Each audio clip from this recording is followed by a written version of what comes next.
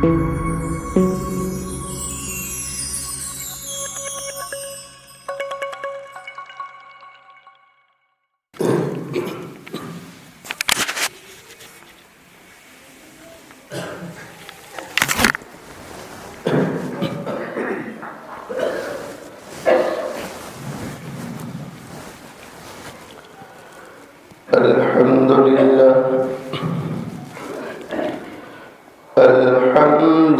لله وكفى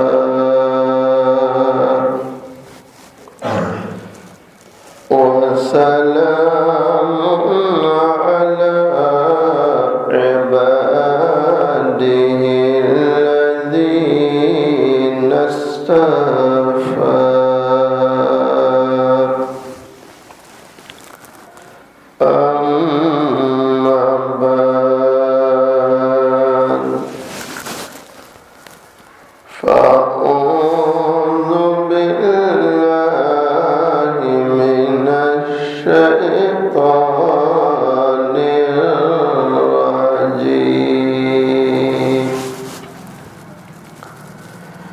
بسم الله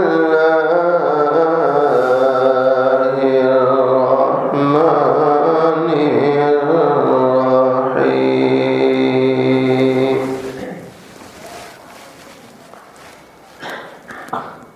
لقد كان لكم في رسول الله أسوة حسنة. صدق الله مولانا العظيم.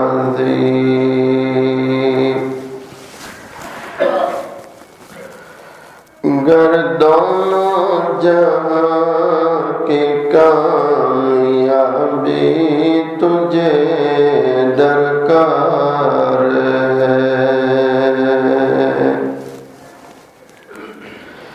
گر دونوں جہاں کی کامیابی تجھے درکار ہے، ان کا دامن تھام لے جن کا نام محمد ہے. ایک مرتبہ محبت کے ساتھ درود شریف پر.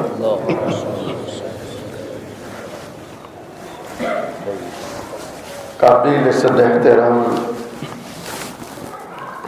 معزز علماء، بزرگوں، عزیز نوجوانوں، حق تعالی شانہ کا بڑا احسان اور کرم ہے، اللہ تعالی نے دین کی نسبت پر ہم سب کو جمع کیا. اللہ تعالیٰ سے دعا کریں اللہ تعالیٰ ہم سب کے جمع ہونے کو قبول فرمائے، اپنی رضا نصیب فرمائے. ایک بہت پیارا نام آپ نے سنا ہے، حضرت شیخ احمد علی لاہوری رحمت اللہ علیہ رحمت واسعہ. پڑوس ملک کے بہت بڑے اللہ کے ولی تھے. مقام اتنا اونچا ہے کہ رمضان المبارک کا مہینہ 27 رمضان جمعہ کا دن سر سجدے میں اور موت کا فرشتہ بلانے آیا ہے کہ چلو تمہیں تمہارا رب یاد کر رہا ہے. دعا کرو اللہ ہمیں بھی وقت پر ایسی پیاری موتیں نصیب فرما. بہت بڑا نام ہے احمد علی لاہوری. ان کے بیٹے جنہوں نے ساری زندگی مدینہ منورہ میں گزار دی، وہ خواب دیکھ رہے ہیں اور خواب میں دیکھا کہ حضور پاک صلی اللہ علیہ وسلم تشریف فرمائے اور آپ کے داہنے طرف خیمے لگے ہیں، سفید کپڑوں کے جیسے مینا کی وادی میں لگتے ہیں، خیمے لگے ہیں، اور اس میں سارے لوگ خیموں میں بھرے ہیں جو سفید کپڑے پہنے ہوئے ہیں۔ بائیں طرف دیکھا ادھر بھی خیمے لگے ہیں اور ادھر بھی لوگ خیموں میں ہیں سفید کپڑوں۔ آپ کے بیٹے بیان کرتے ہیں، میں نے حضور پاک صلی اللہ علیہ وسلم سے پوچھا، اے اللہ کے نبی علیہ السلام، یہ داہنی طرف والے اور بائیں طرف والے یہ کون لوگ ہیں؟ تو حضور پاک صلی اللہ علیہ وسلم نے فرمایا کہ تیرے والد یعنی احمد علی لاہوری وہ درس قرآن بھی کرتے تھے اور ذکر کی مجلس بھی کرتے تھے۔ آپ سمجھ رہے ہیں نہیں؟ تیرے والد احمد علی درس قرآن بھی کرتے تھے، ذکر کی مجلس بھی کرتے تھے۔ یہ جو تو داہنی طرف دیکھ رہا ہے یہ سب وہ لوگ ہیں جو تیرے والد کے درس قرآن میں بیٹھا کرتے تھے، اور یہ بائیں طرف والے وہ سب لوگ ہیں جو تیرے والد کی ذکر کی مجلس میں بیٹھا کرتے تھے اور اللہ اللہ کا ذکر کرتے تھے۔ میرے بھائیوں، یہ مجالس بہت قیمتی ہے، اللہ ہمیں اس کی قدر عطا فرمائے اور اس پر اللہ مغفرت کا یقین عطا فرمائے۔ شیخ احمد علی، میں اس پر بھی کہوں کہ اتنا اونچا جو مقام ملا، اتنا نام ہوا، اتنی شہرت ہوئی، اتنی عزتیں ملی، تو میرے بھائیوں کچھ تو محنت کی ہوگی۔ محنت کیا کی ہے؟ آپ حیران ہوں گے، آپ نے ساری زندگی کبھی بے نمازی کے ہاتھ کا کھانا بھی نہیں کھایا۔ کس کے ہاتھ کا؟ بولو محبت سے۔ اور ہمارا یہ توا وہ توا ہے، یہ ہوٹل وہ ہوٹل۔ اس وقت میں آپ کو ڈنکے کی چوٹ پر کہتا ہوں، کئی ہوٹلیں، کئی تووں کا حال یہ ہے کہ ان کے وہاں جو چکن آتا ہے اس کے ذبح میں بھی شبہ ہے۔ آپ تحقیق کریں، تحقیق کریں۔ میں ایک ریسٹورنٹ پر گیا صرف دیکھنے، بہت نام تھا، میں نہیں بتلاؤں گا کہاں، لیکن انکلیسر سے سورت کے درمیان ہائی وے پڑے، بہت نام تھا اس کا اور بہت پیارا بنایا تھا، بہت اچھا ڈیکوریٹ کیا تھا۔ تو میں صرف دیکھنے گیا، ایک پارٹنر مسلمان اور دو پارٹنر جو ہے نان مسلم، کاٹھیا والا۔ کتنے پارٹنر ہو گئے؟ ایک مسلم، دو کاٹھیا۔ وہاں ایک بندہ جس کو ہم واچ مین بولتے ہیں، جو رات کو رکھوالی کرتا تھا اور عبادت خانے کی صاف صفائی بھی کرتا تھا۔ اچھا، وہ پہلے تھا کسی مدرسے میں مدرسے کا نام بھی نہیں لیتا ہوں جان بوجھ کے، وہ مدرسے میں تھا۔ تو میں وہاں گیا تو وہ دوڑ کے مجھے ملنے آیا، حضرت حضرت کرتے، تو یہاں مدرسے میں تھا؟ کہاں وہاں سے نکال دیا تو ادھر آ گیا، میرا جنت سے جہنم میں آ گیا۔ کیا کہا میں نے اس کو؟ جنت سے۔ وہاں ہر وقت اللہ اللہ تھا۔ آدمی نہ چاہے تو بھی مدرسے میں نیک بن جاتا ہے کہ 24 گھنٹے وہاں اللہ رسول کی باتیں ہوتی ہے، نمازیں ہوتی ہے، نوافل ہوتی ہے، قرآن کی تلاوت ہوتی ہے، اور ہوٹل پہ بندہ نہ چاہے تب بھی بگڑ جاتا ہے، کیونکہ گراہک بھی ایسے آتے ہیں، عورتیں ایسی آتی ہیں، بچیاں ایسی آتی ہیں، اور زیادہ دور جانے کی ضرورت نہیں۔ یہ آپ کے بائی پاس پر جو توے ہیں، سنیچر اتوار کو کبھی وہاں جا کے کھڑے رہنا، جوان بچیاں اسکوٹی لے کر تنہا آتی ہیں، اور جیسے بچے بیٹھتے ہیں پیر چرا کے، یہ بچیاں اپنی بائکوں پر پیر چرا کر بیٹھتی ہیں، صرف گھومنے آتی ہیں، اور یہ غیروں کی نہیں۔ بولو ایمانداری سے، کن کی بچیاں؟ مسلمان کی۔ تو کیا ماں باپ غفلت میں؟ ماں باپ کو پتا نہیں ہے کہ میری بچی کہاں جا رہی ہے؟ ماں باپ کو پتہ نہیں ہے کہ میری بچی رات کو اکیلی اسکوٹی لے کے کہاں جا رہی ہے؟ آپ نے بچی کو گاڑی لا کر دی تھی اس لیے کہ ٹیوشن جائے، اسکول جائے۔ یہ بچی ٹیوشن کے بہانے ٹاؤں پہ جا رہی ہے، اور کل یہی بچی کسی غیر کو لے کے بھاگ جائے تو پھر ماں باپ رونے بیٹھتے ہیں، رونے بیٹھتے ہیں۔ نہیں صحیح کہہ رہا ہوں غلط کہہ رہا ہوں؟ میں اس ٹاوے پر جب گیا، بہت بڑی ہوٹل ہے، نام نہیں لیتا جان بوجھ کے، وہ جو مجھے دوڑ کے ملنے آیا اس نے پورا مجھے گھمایا۔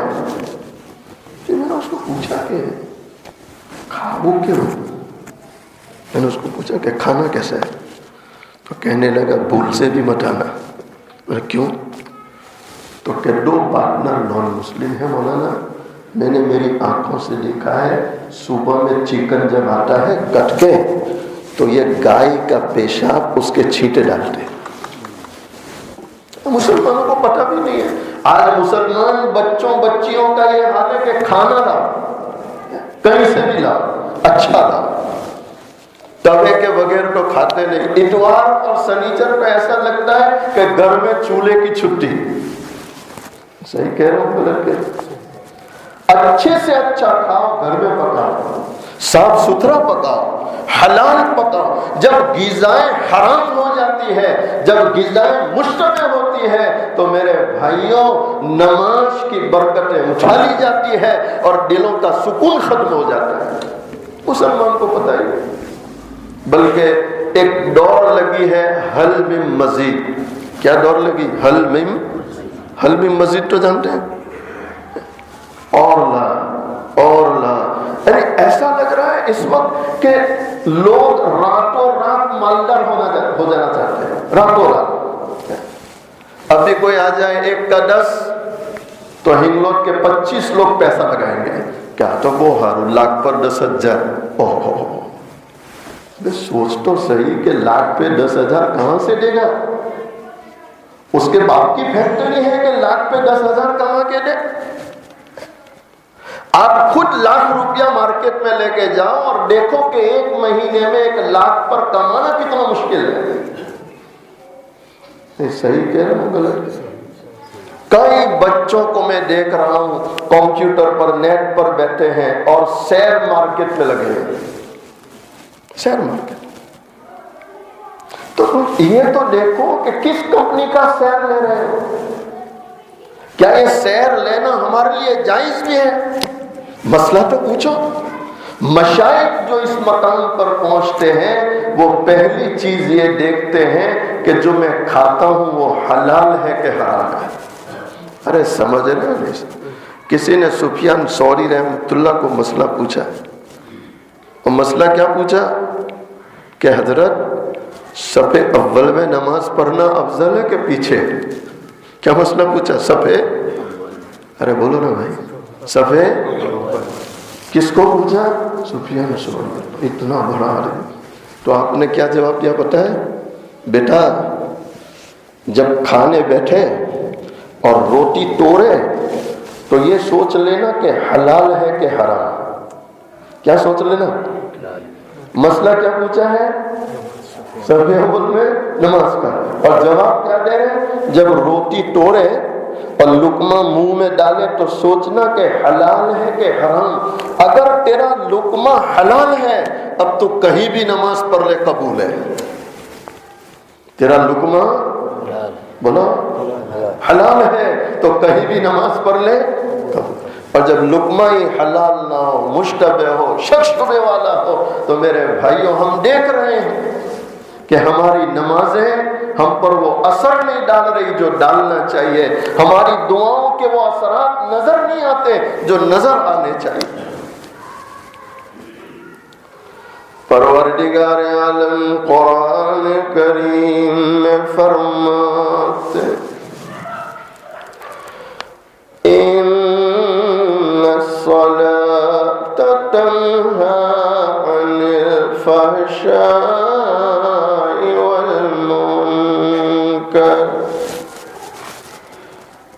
پروردگار عالم قرآن کریم میں فرماتے بے شک نماز حیائی اور گناہوں کے کاموں سے روکتی ہے۔ ہنگلوت والوں ہم تو بارہا دیکھتے ہیں، نماز بھی پڑھتے ہیں، گناہ بھی کر رہے ہیں، دعاؤں میں رو بھی رہے ہیں اور رات بھر ننگی فلمیں دیکھ رہے ہیں۔ معلوم ہوا بھی نماز نہیں ہوئی، اسی کا نتیجہ ہے کہ نماز بھی ہے، بے حیائی بھی ہے۔ معلوم ہوا کہ جو نماز بننی چاہیے، جو دعا بننی چاہیے، وہ نہیں ہوئی، اس کا نتیجہ ہے کہ نماز بھی ہے، بے حیائی بھی ہے، نماز بھی ہے، گناہ بھی ہے۔ بادشاہ شاہ جہاں کا دور ہے۔ شاہ جہاں تو جانتے ہیں جس نے ہنگلوت کی مسجد بنائی، ارے جانتے ہو کیا بنایا اس نے؟ تاج محل بنایا، تاج محل، ماشاءاللہ۔ آپ کی مسجد بھی تاج محل سے کم نہیں ہے، بس اللہ آباد کرنے کی توفیق دے۔ کیا کرنے کی توفیق دے؟ ارے کرو گے انشاءاللہ۔ ایک بندہ ایسا نہیں رہنا چاہیے جو نماز نہ پڑھتا ہو، گھر میں 100% نمازی ہو۔ ارے کریں گے انشاءاللہ، خود بھی نماز پڑھو، بچوں کو پڑھاؤ، بچیوں کو پڑھاؤ، ماں بہنوں کو پڑھاؤ، اور انہیں سمجھاؤ کہ نماز ہی میں کامیابی ہے۔ نماز نہ پڑھے تو مسلمان کیسا؟ نماز نہ پڑھے تو بولو مسلمان۔ شاہ جہاں کا دور ہے۔ اچھا، اس زمانے میں ملا جیون رحمت اللہ بہت بڑے عالم دین، اللہ کے ولی، دہلی کی جامع مسجد میں خطاب کرتے تھے، جمعہ میں بیان کرتے تھے، نماز پڑھاتے تھے۔ شاہ جہاں کی عادت تھی، بادشاہ ہے لیکن وہ 5 وقت کی نماز قلعے کی مسجد میں پڑھتا تھا۔ کتنے وقت کی نماز چھوڑتا ہے؟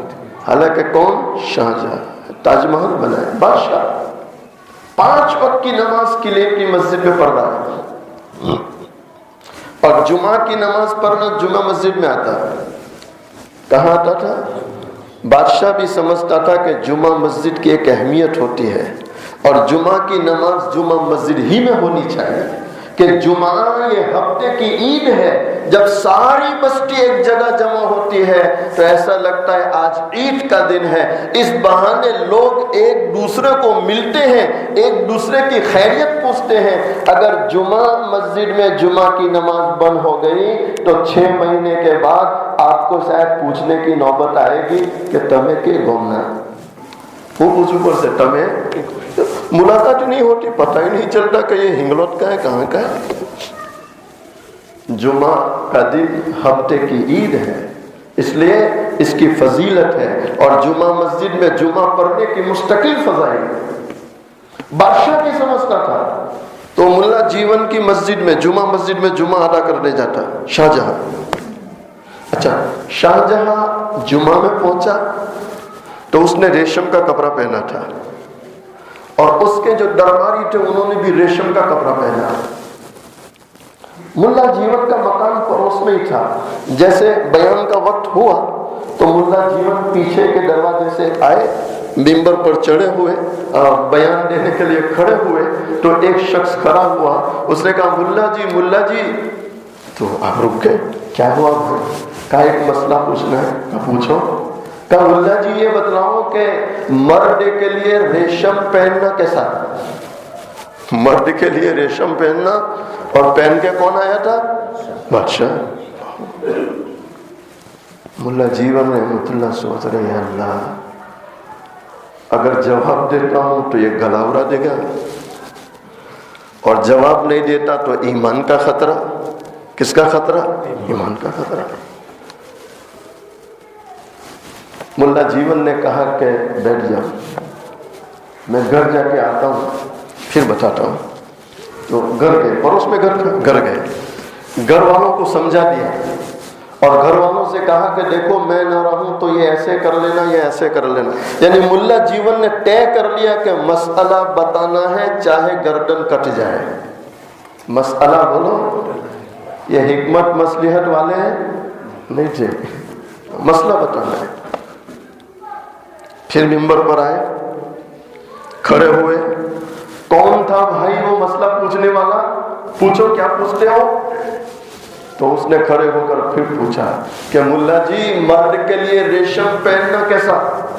تو آپ نے جواب دیا کہ مرد کے لیے ریشم کا پہننا حرام ہے. اور دوسرا جملہ بھی ڈالا، حالانکہ اس کی ضرورت نہیں تھی، لیکن یہ آپ کی ایمانی غیرت. آپ نے دوسرا جملہ بھی ڈالا کہ جو شخص ریشم کو حلال سمجھتے ہوئے پہنے وہ واجب القتل ہے، اس کی گردن اڑانی ہے. کیا جرأت تھی، کیا جرأت. یہ ایمانی پاور تھا. کیا تھا؟ ایمانی پاور. اب بادشاہ تو آگ بگولا ہو گیا کہ بڑے مجمع میں ذلیل کر دیا، ملا جی نے بڑے مجمع میں رسوا کر دیا.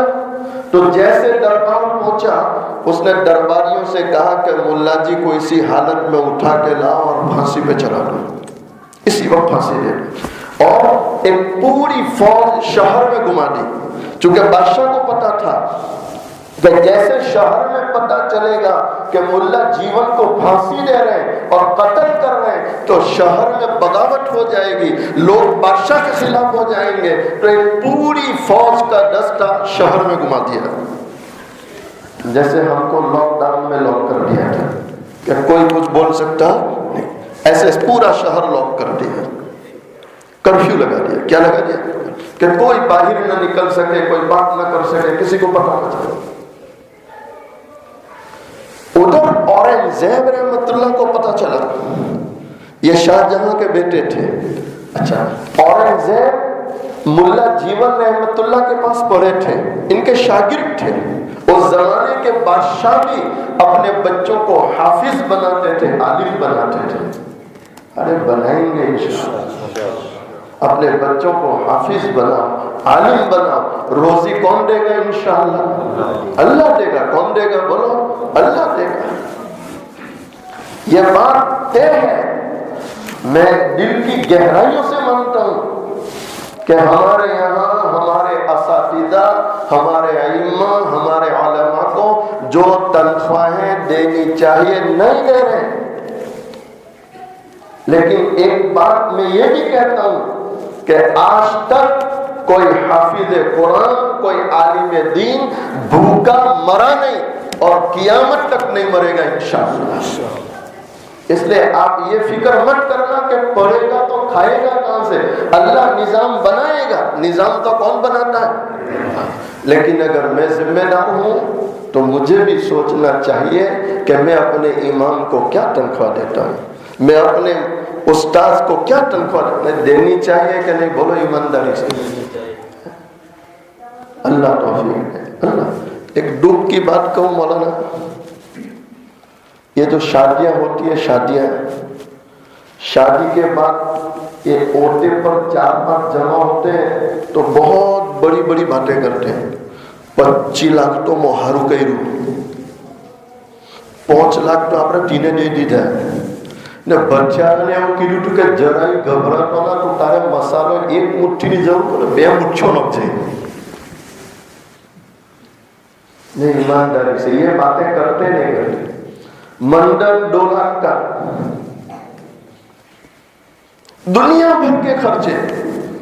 लेकिन वो बड़ी बड़ी छोड़ने वाले को आप ये पूछे कि जिस मौलाना ने तेरे लड़के का निकाह पढ़ाया, या जो काजी साहब, इमाम साहब ने तेरे लड़के का निकाह पढ़ाया, उसको क्या दिया? अब इनने तो हूँ देवाली, इनने तो मुठवली पगार आपे छे नहीं. अच्छा, गजब है, वल्ला गजब है, बल्कि जुल्म है.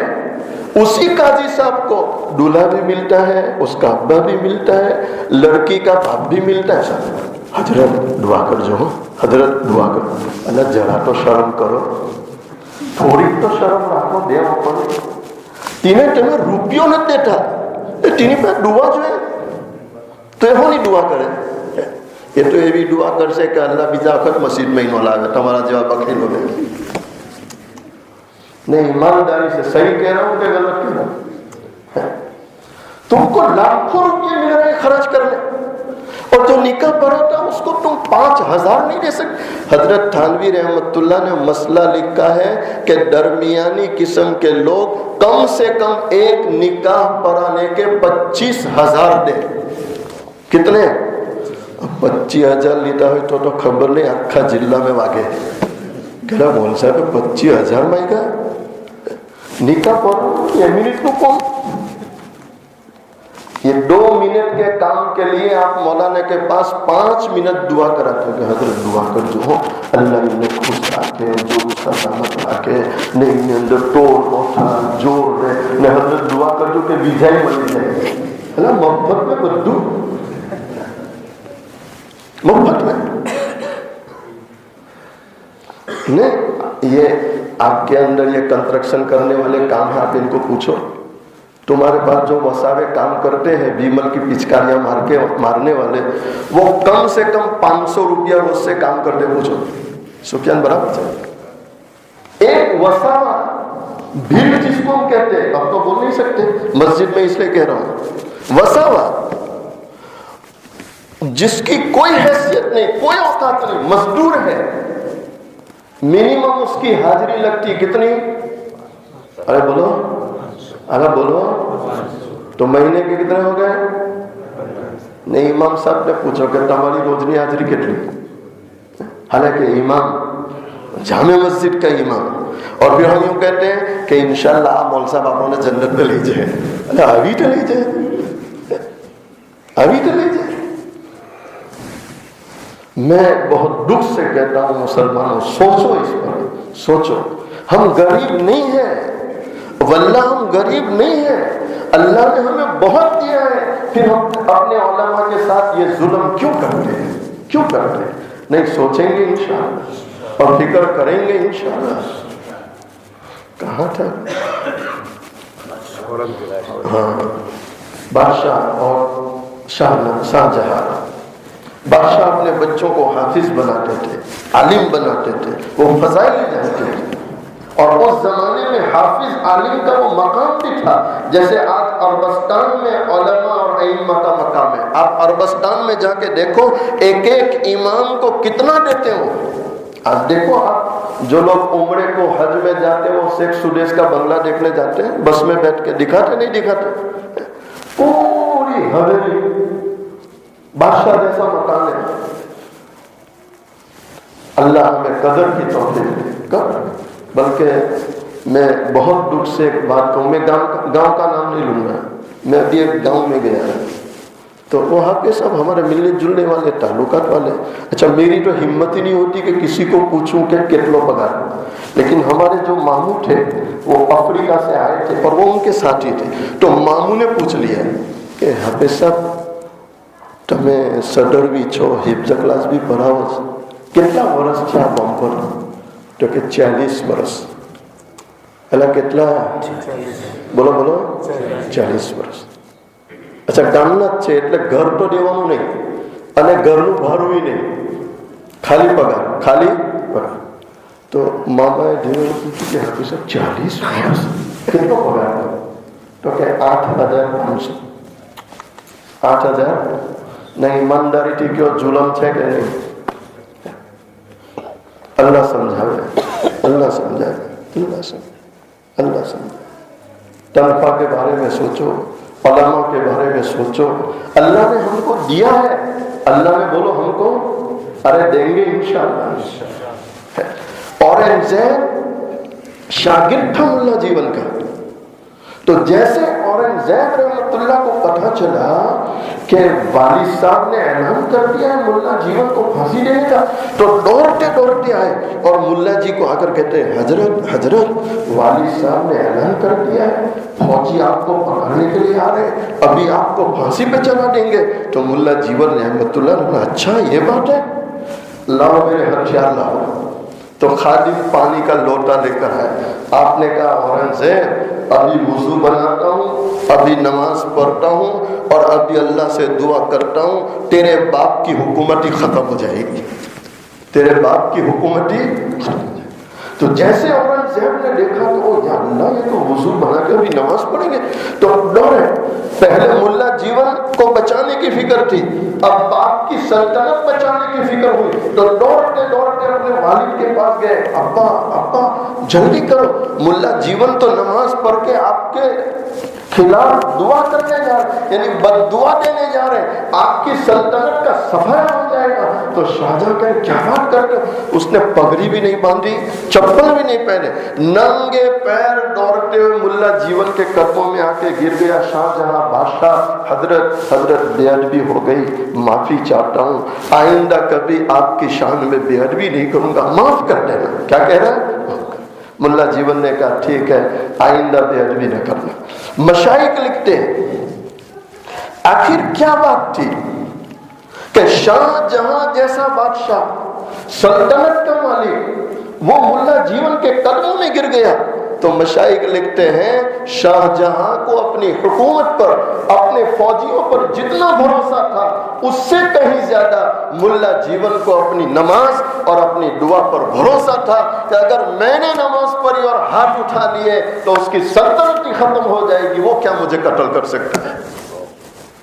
مشائخ لکھتے ہیں، میں دو باتیں کہتا ہوں، مشائخ لکھتے ہیں کہ نماز کو نماز بناؤ، دعا کو دعا بناؤ، اور نماز اس وقت بنتی ہے اور دعا اس وقت بنتی ہے جبکہ عبادات کے ساتھ گناہوں سے بچا جائے۔ کس سے بچا جائے؟ گناہوں سے۔ عبادات کے ساتھ کس سے بچنا ہے؟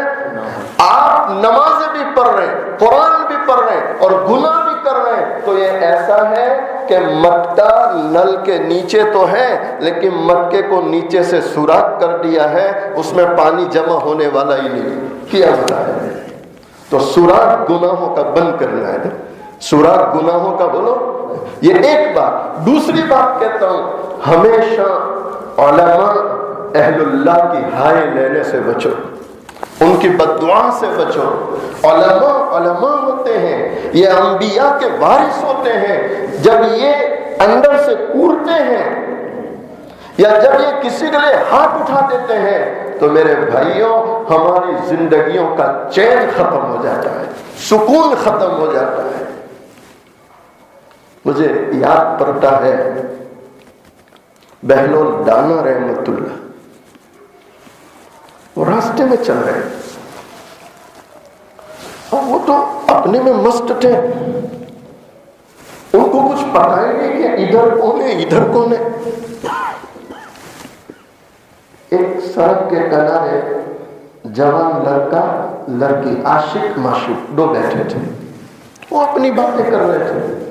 ملا جیون کا پیر کسی ایسی جگہ پڑا کہ کیچڑ اڑا اور کیچڑ اڑ کے اس کی معشوقہ کے کپڑوں پہ گیا یا رخسار پہ گیا۔ تو نوجوان نے دیکھا کہ اس بڈھے کی وجہ سے میری اس معشوقہ پر کیچڑ اڑا۔ اس نے غصے میں آ کر حضرت کو تھپڑ مار دی۔ کیا مار دی؟ حضرت کچھ نہیں بولے، آگے چلے۔ ابھی 2-4 قدم چلے، وہ دونوں وہاں سے اٹھے، اس کا پیر پھسلا اور وہیں وہ مر گئے، وہیں پر وہ۔ تو وہ جلدی سے حضرت کے قدموں میں گیا، حضرت یہ آپ نے کیا کر دیا، یہ آپ نے کیا کر دیا؟ میں نے تو صرف تماچا مارا تھا، آپ نے جان لے لی۔ تو آپ نے فرمایا کہ میں نے کچھ نہیں کیا۔ کہ پھر کس نے کیا؟ تو آپ نے فرمایا اس سے تجھے محبت تھی، اس کو تکلیف پہنچی، تو نے بدلہ لیا۔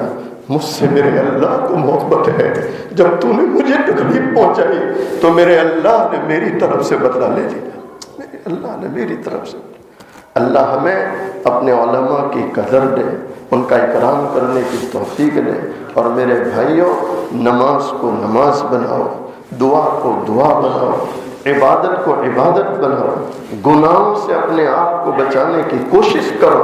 اور ایک بات میں بہت تاکید سے کہتا ہوں، لقمہ اپنا حلال بناؤ، لقمہ اپنا حلال بناؤ۔ اللہ کی شان ہے، اللہ دیتا ہی ہے۔ آج تک اللہ نے کسی کو بھوکا نہیں سلایا، اللہ ہمیں بھی نہیں سلائے گا۔ میرے بھائیوں، لقمہ حلال بناؤ۔ میں ماؤں بہنوں سے بھی کہتا ہوں کہ مائیں بہنیں بار بار اپنے مردوں کو، اپنے بچوں کو تاکید کریں کہ بیٹا آدھی روٹی چلے گی لیکن حلال کمانا، حلال کمانا، حلال کمانا۔ کریں گے انشاءاللہ۔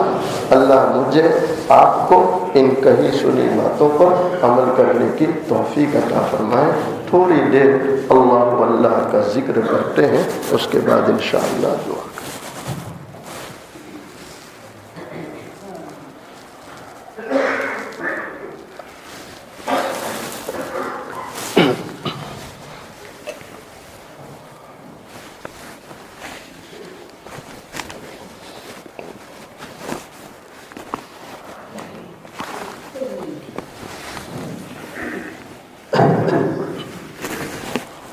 میری آواز سے اپنی آواز کو ملاتے اللہ کا ذکر کریں، سب کی زبانوں پر اللہ کا۔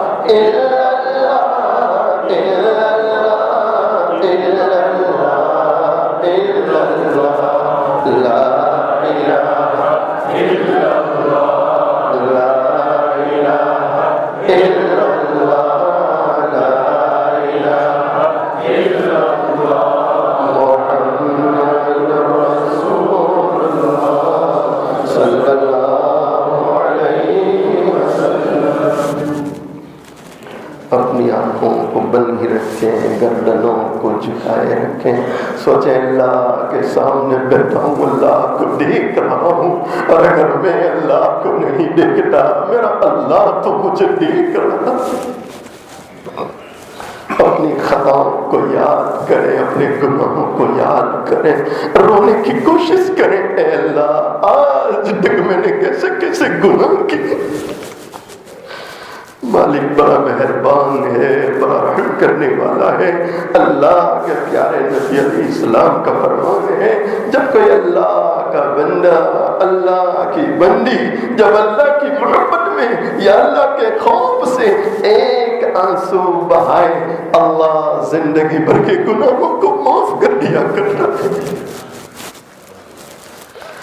میں تیرے سامنے جو تیرا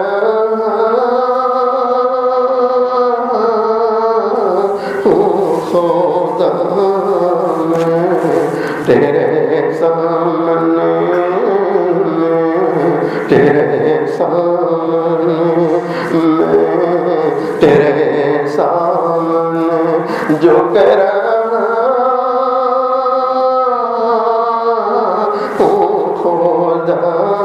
میرا کوئی نہیں اللہ تیرے سوا، اللہ تیرے سوا، اللہ تیرے سوا۔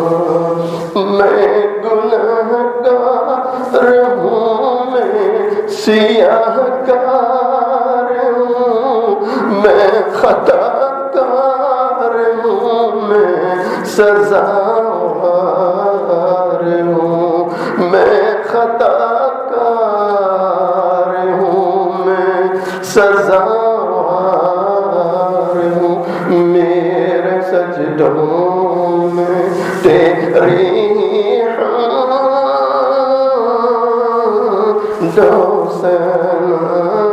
میرا کوئی نہیں اللہ تیرے سوا، اللہ تیرے سوا، اللہ تیرے سوا۔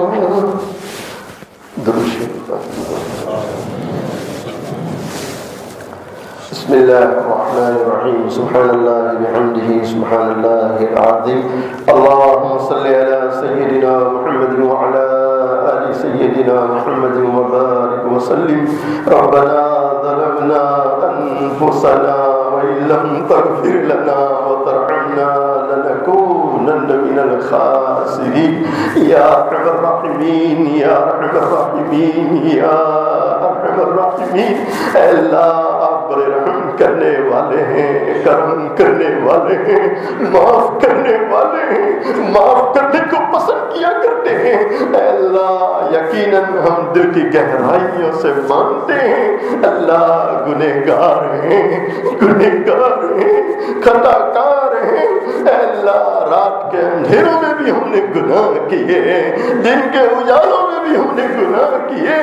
آج تیرے در پر آئے ہیں، تیری چوکھٹ پر آئے ہیں، تیرے سامنے ہاتھ پھیلائے ہیں، گرم گرم آنسو بہا رہے ہیں۔ اے اللہ آپ دیکھ رہے ہیں اکثر نوجوان آ کر بیٹھا ہے اور یہ سب رونے والے، آنسو بہانے والے۔ اے اللہ وہ نوجوان جو اپنی ضرورت کے لیے کبھی اپنے ماں باپ کے سامنے نہیں رویا ہوگا، آج آپ کی یاد میں رو رہا ہے، آج آپ کو منانے کے لیے رو رہا ہے، آج آپ کو راضی کرنے کے لیے رو رہا ہے۔ اے اللہ ہم سب کے گناہوں کو معاف فرما دے، اللہ معاف فرما دے، اللہ معاف فرما دے، اللہ معاف فرما دے۔ اے اللہ تو نے معاف نہ کیا کون معاف کرے گا، تو نے رحم نہ کیا کون رحم کرے گا۔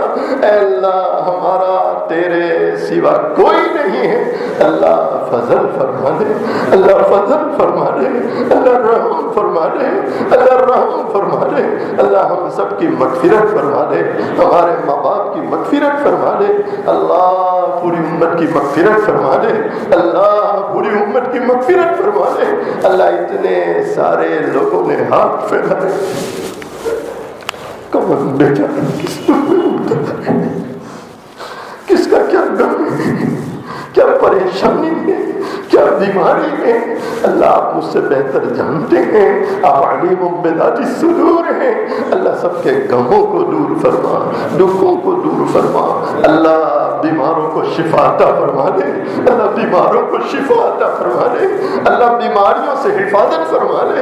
اے اللہ ہماری یہ جتنی مساجد ہے، مدرسہ ہے، اس کے ذمہ داران کو قبول فرما، ہمارے ان جوان علماء کے خدمات قبول فرما، اللہ مسجد و جماعت کی فکر قبول فرما، اللہ جو تیری راہ میں نکلے ہیں ان کا نکلنا قبول فرما، آئندہ جنہوں نے ارادے کیے اللہ ان کے لیے نکلنا آسان فرما۔ اے اللہ یہ ہماری دعائیں آپ کے ذمہ قبول کرنا، ہماری ان تمام دعاؤں کو محض اپنے فضل و کرم سے حضرت نبی کریم صلی اللہ علیہ وسلم کے صدقے کلام مجید کے صدقے ٹوٹے، اور اللہ آپ دیکھ رہے ہیں کیسے کیسے آپ کے بندوں بندیوں نے ہاتھ اٹھائے۔ مالک جن کا ہاتھ پھیلانا تجھے پسند ہے اور جن کی آنکھ سے نکلا گرم آنسو تجھے پسند ہے، اللہ ان کے صدقے میں ہماری تمام دعاؤں کو قبول فرما۔ ان اللہ وملائکتہ یصلون علی النبی یا ایھا الذین آمنوا صلوا علیہ وسلموا تسلیما اللهم صل علی سیدنا محمد وعلی آل سیدنا محمد وبارک وسلم برحمتک یا ارحم الراحمین۔